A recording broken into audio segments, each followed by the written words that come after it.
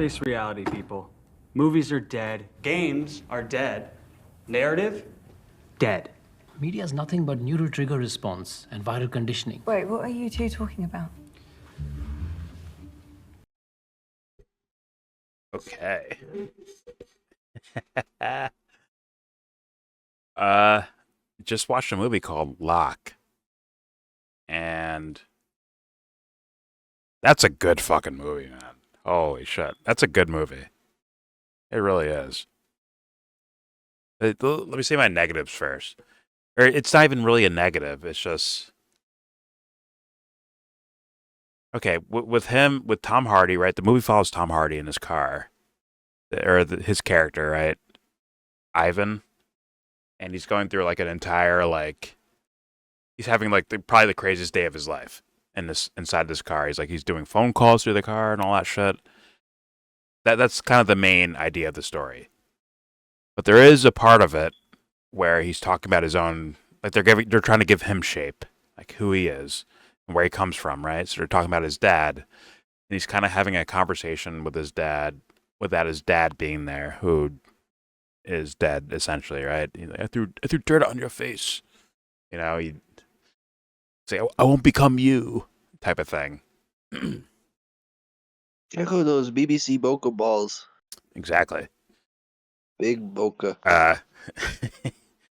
So yeah, that to me, it wasn't even bad. It was just something that was there. It's him when he's not talking on the phone with anyone in the car. He's talking to essentially his dead father or something, some part of himself that he doesn't want to become. I think that's mainly what he's doing. Yes, yes. I think that's what he's mainly talking about, but he, I guess, personified it through his father. Other than that, this is a fucking good movie, man. It's solid. I see no other faces, no other scenarios. They're not trying to fucking whack-a-mole me with fucking characters and events and plot devices and all that shit. Like, they're kind of just giving me a story without even, like, it's beautiful, man. It's well made, man. This is a well made fucking movie. No wonder it's from 2013. No wonder, bro. It makes sense now. Like, that era was fucking different, bro, when it comes to storytelling. No other actors need, well, there's other actors, right? Other voices. But no, like, actual physical aesthetics or whatever of other characters. And yet they built me a story where I can see something playing out. Like, I get what's going on. To me, that's just well made, man. But very little to it, man. Just Tom Hardy in a fucking car, and they do a good job with it. They do a very good job. Jesus Christ, it's almost like reading a book through watching a movie, almost, because your imagination, maybe imagine what the characters look like, or what they're going through, or the emotional state they're in, just by hearing voices in a way, like an audiobook. I mean, how did I not see this movie before, man? Honestly, how did I not see this movie before? Now, is there some sort of deeper, like, under the surface subtext thing there that's like, oh my god, this is some next level shit? I'm gonna say partially, like what Prop said about The Shadow. I think it's partially, it's kind of there. It's partially there. But they go a lot more with giving you more, I guess, typical social scenarios. Granted, it's chaotic, right? It's kind of a crazy life this guy's living through these conversations on the phone and inside of his car. But it's more leaning towards, like, social things that will, like, okay, I know what he's going through here. I understand what the character's doing here. Like, I get the scenario that's playing out. A little bit more so than something like, Black Swan, where there's a deeper underneath the surface style storytelling thing that's going on. But it's still excellent. It's still really good. It's still pretty fucking good, man. God. These discussions we have about like film and stuff, like people who say like, oh man, you really like everything you watch, you don't like. I'm telling you, you don't need a $200 billion budget to make something a solid movie. Take the nerd guys, the nerd fans, right? The nerd, comic book movies, comic book TV shows, or in that ilk of things like Game of Thrones or Lord of the Rings or whatever. Like that's basically like, in my opinion, like nerd culture shit. Take them and have them watch something like this without them like.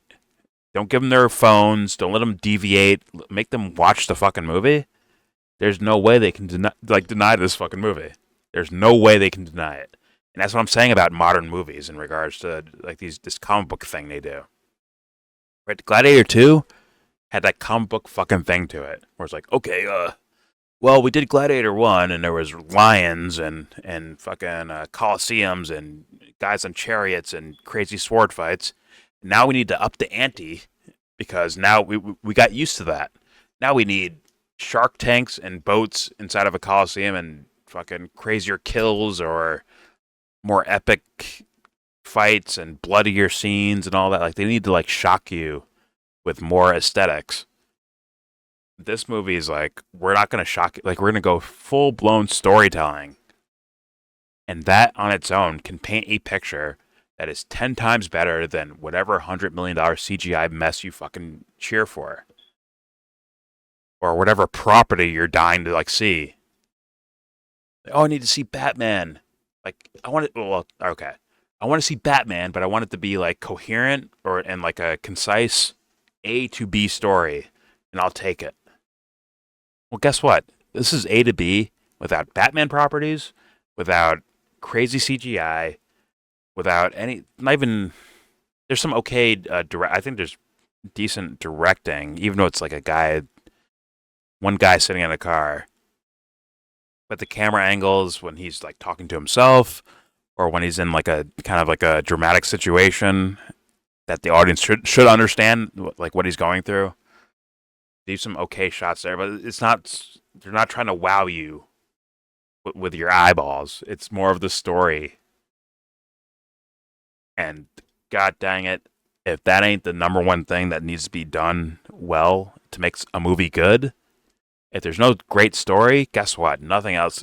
Everything else is kind of just like whatever. But if you do a good story, everything after that is a fucking bonus. So this is like living proof of that, I think. There's other properties like that, but this one, like, it's like clear as day. Like, I don't know how someone can watch this and be like, yeah, that movie sucked. It was really bad. I don't know how anyone can do that. That's crazy. This is why you should subscribe to Daily Wire Plus and check out the new Snow White. Wait, does Jordan Peterson work for Daily Wire? Does he work? He probably works with them, right? We bloody well do. I got a good cushy job. But yes. Or actually, no. Do not subscribe to Daily Wire. Fuck their stupid fucking movies. Unless the Snow White movie's awesome. Like, I plan on watching it when it comes out. Unless it's awesome, it's like, don't fucking watch it. I know. It's like yes, that's right, Jordan Peterson. Thank you for nah. But it's like, okay. You don't need a lot of razzmatazz for a fucking movie, bro. This shit fucking nailed it. They did a great job with this. Guess what? There's no penguin. There's no body fucking, Colin Farrell penguin's face mask suit on, fat suit thing on, crazy makeup. There's nothing crazy about the aesthetics, but the story actually pulls you in, and you're actually going on a ride with this fucking guy named Ivan Locke. And it's like, it works, man. I can't say enough about that, man. It's well fucking done, man. Jesus Christ. I mean, I love conversational movies where people are just talking and they kind of build a story on their own, or even the dialogue itself is the story. Like, it's like My Dinner with Andre or something, like where the characters talking is the thing that we're supposed to be watching. But this is like the character talking and the things that are happening that like the dialogue itself is creating a bigger story, a bigger world, even though this guy's just sitting in his fucking car. It makes the world expand. It makes a giant fucking universe of a world just by this guy having conversations with people, bro. We learn about him doing construction work. We learn about, he's getting fired from that job and he wants this to be like his last job, but he wants the job to go absolutely well. He said, fuck the money, fuck the job, make sure that shit goes well. We hear about his family life, like his relationship with his kids, even like something as simple as oh, we watched the in British terms, we watched the football game, every weekend. Like that's now a mainstay for the character. Like that's understood as like that's their family time without them showing you them sitting down at the TV and fucking watching a soccer game or football or whatever, right? You find out more about their relationship with Ivan and his wife. Like you get what kind of bond they had, and also what is her name Katrina? I think her name's Katrina, his wife, and like you could see like what she felt in that relationship, regardless of what Ivan Locke, aka Tom Hardy, was doing. They built the character, they built a story without fucking showing you, Godzilla knocking down a building. It's fucking good, man. That's brilliant to me. Right? Now, to be fair, just because he sits in a car and they have dialogue and he tells a story and they tell the story that way does not equal excellence. In my opinion, that does not equal excellence. It's just the way they did it is what makes it excellent. Just like if you make a grounded Batman movie like The Dark Knight, like sure, I find that excellent. But if you make a grounded movie like The Batman, the Robert Pattinson Batman, it's not excellent. But they're trying to be grounded either way. Like both sides are trying to be grounded. It's just one is good and one sucks ass. So it's like I think I'm trying to make like a bigger statement here about how films I think or how I view films, where it's not really like I don't need politics and I don't need apolitical either. Like I want whatever can lead to quality from a storyteller perspective. That is the main thing.